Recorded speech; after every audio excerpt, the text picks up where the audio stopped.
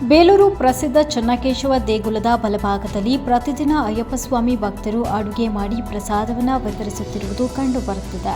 ಆದರೆ ಪ್ರಸಾದದ ನಂತರ ಉಳಿಯುವ ಆಹಾರ ಪದಾರ್ಥಗಳನ್ನು ದೇಗುಲದ ಪಕ್ಕದಲ್ಲೇ ಎಸೆಯುವ ಮನಸ್ಥಿತಿ ಪರಿಸರ ಅಶುಚಿಗೆ ಕಾರಣವಾಗುತ್ತದೆ. ದೇಗುಲದ ಪವಿತ್ರ ವಾತಾವರಣ ಇಲ್ಲಿ ಗಲೀಜಾಗ್ತಾ ಇದ್ದು ಸ್ಥಳೀಯರು ಅಸಹನೆ ವ್ಯಕ್ತಪಡಿಸಿದ್ದಾರೆ. ದೇವಾಲಯಕ್ಕೆ ಬರುತ್ತಿರುವ ಭಕ್ತರಿಗೆ ಹಾಗೂ ಪ್ರವಾಸಿಗರಿಗೆ ಇದು ಕೆಟ್ಟ ಅನುಭವ ನೀಡ್ತಾ ಇದ್ದು ದೇಗುಲದ ಗೌರವಕ್ಕೂ ಧಕ್ಕೆ ಆಗ್ತಾ ಇದೆ. ಇದಕ್ಕೆ ಸಂಬಂಧಪಟ್ಟಂತೆ ದೇಗುಲದ ಆಡಳಿತ ಅಧಿಕಾರಿಗಳು ಇದುವರೆಗೂ ಯಾವುದೇ ಕಠಿಣ ಕ್ರಮ ಕೈಗೊಳ್ಳದಿರುವುದು ಸ್ಥಳೀಯರಲ್ಲಿ ಅಸಮಾಧಾನಕ್ಕೆ ಕಾರಣವಾಗಿದೆ. ಸ್ಥಳೀಯರು ಮಾತನಾಡಿ, ಪ್ರಸಾದ ಮಾಡುವುದರಲ್ಲಿ ತಪ್ಪಿಲ್ಲ, ಆದರೆ ಅದರ ಸ್ವಚ್ಛತೆಯ ಜವಾಬ್ದಾರಿಯನ್ನು ಹೊತ್ತುಕೊಳ್ಬೇಕು. ದೇಗುಲದ ಪವಿತ್ರತೆಯನ್ನು ಕಾಪಾಡುವುದು ಭಕ್ತರೇ ಆದರೂ ಆಡಳಿತ ಇದನ್ನು ಗಮನಿಸದೆ ಮೌನವಾಗಿರುವುದು ನಿರ್ಲಕ್ಷ್ಯತನಕ್ಕೆ ಹಿಡಿದ ಕೈಗನ್ನಡಿಯಾಗಿದೆ. ದೇಗುಲದ ಆಡಳಿತ ಅಧಿಕಾರಿಗಳಿಗೆ ಹಲವು ಬಾರಿ ಸಾರ್ವಜನಿಕರು ದೂರು ನೀಡಿದರೂ ಇದುವರೆಗೂ ಯಾವುದೇ ಕ್ರಮ ಕೈಗೊಳ್ಳದಿರುವುದು ಪ್ರಶ್ನಾರ್ಹವಾಗಿದೆ. ಈ ಎಲ್ಲವೂ ದೇಗುಲದ ಆಡಳಿತದ ಜವಾಬ್ದಾರಿ ಇಲ್ಲದ ನಡವಳಿಕೆಯನ್ನು ತೋರಿಸುತ್ತದೆ ಅಂತ ತಿಳಿಸಿದರು. ಅಧಿಕಾರಿಗಳನ್ನ ಕೇಳಿದರೆ ಇದಕ್ಕೂ ನಮಗೂ ಸಂಬಂಧವಿಲ್ಲದಂತೆ ಒಬ್ಬರ ಮೇಲೆ ಒಬ್ಬರು ಜವಾಬ್ದಾರಿ ವಹಿಸಿ ನುಣುಚಿಕೊಳ್ತಾ ಇದ್ದಾರೆ.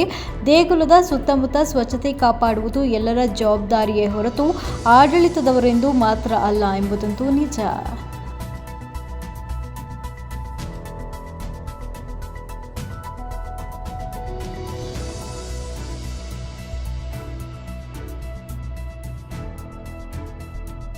ದೇವಸ್ಥಾನದವರು ಏನು ಸೌಕರ್ಯ ಮಾಡ್ತಾರೆ, ಸಿಬ್ಬಂದಿಗಳು ಏನು ಮಾಡ್ತಾರೆ ಗೊತ್ತಿಲ್ಲ.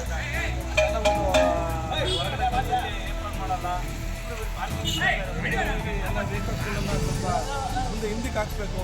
ಎಲ್ಲ ಗಲೀಜು ಮಾಡ್ತಾ ಇದ್ದೀವಿ, ಎಲ್ಲ ಇದು ಮಾಡ್ತಾರೆ ನೋಡಿ.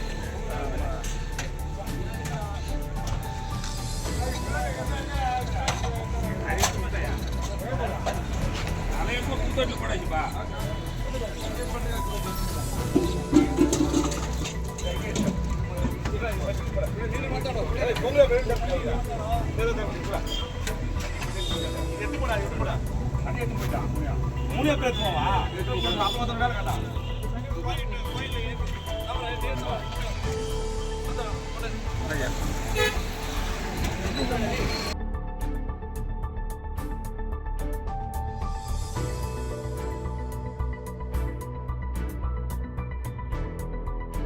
ಇದು ಬೇಲೂರು ಪ್ರವಾಸಿ ತಾಣ. ಇದು ಈಗ ಅಯ್ಯಪ್ಪ ಸ್ವಾಮಿ ಸೀಸನ್ ಆದ್ರಿಂದ ಅಯ್ಯಪ್ಪ ಸ್ವಾಮಿಗಳು ಮಾಲಾಧಾರಿಗಳು ಬಂದು ತುಂಬಾ ಗಲೀಜು ಮಾಡ್ತಾ ಇದ್ದಾರೆ ದೇವಸ್ಥಾನ ಸುತ್ತಲೂ.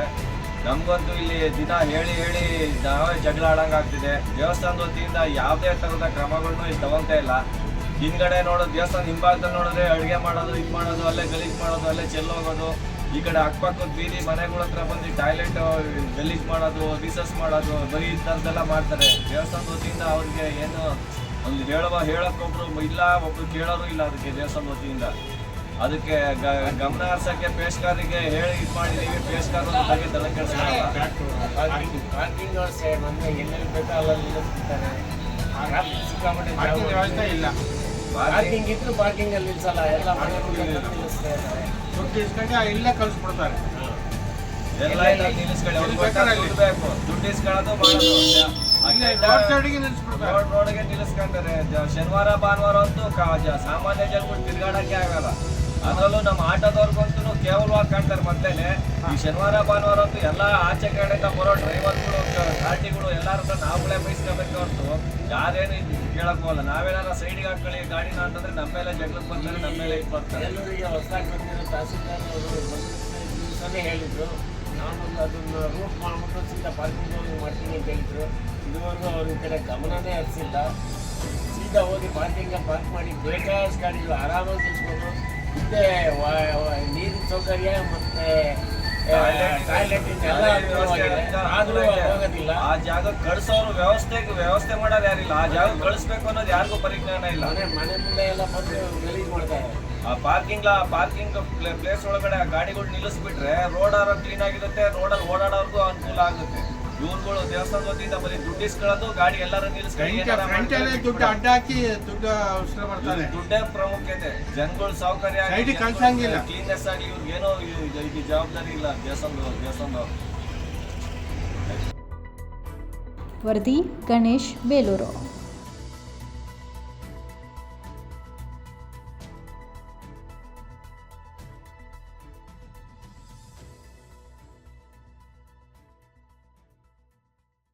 ಮೆಂಡು ನ್ಯೂಸ್ ನೆಟ್ವರ್ಕ್, ಸತ್ಯದ ಕನ್ನಡಿ.